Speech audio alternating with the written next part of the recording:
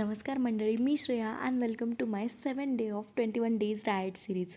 काल रात्री बरं वाटत नव्हतं म्हणून लवकर झोपले होते, तर आज सकाळी लवकरच उठले. अंग खूप दुखत होतं, त्यामुळे एक्सरसाइज काही केली नाही. मग अभ्यासाला बसले आणि सोबतच गरम पाणी पित होते. काल घरी आले, सो आजपासून आता पूर्णच रुटीन चेंज होणार.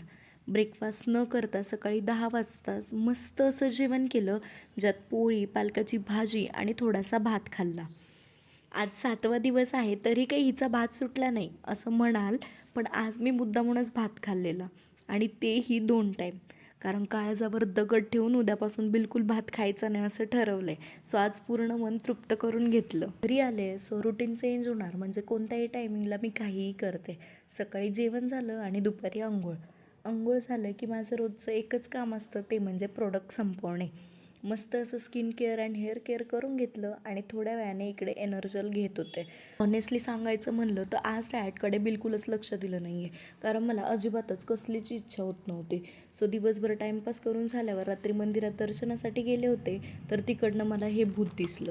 मला माहीत नव्हतं मी गावी आले, सो म्हणलं चला त्याला जरा धप्पा देऊयात म्हणून गुपचूप तिकडे जात होते.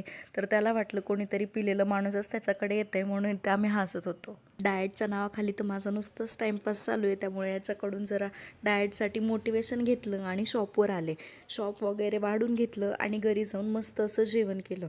आजचा दिवस तर असाच गेला आहे, बट उद्यापासून मे बी सिरियसनेस येईल. तर चला भेटूया पुढच्या व्लॉगमध्ये. तोपर्यंत बाय.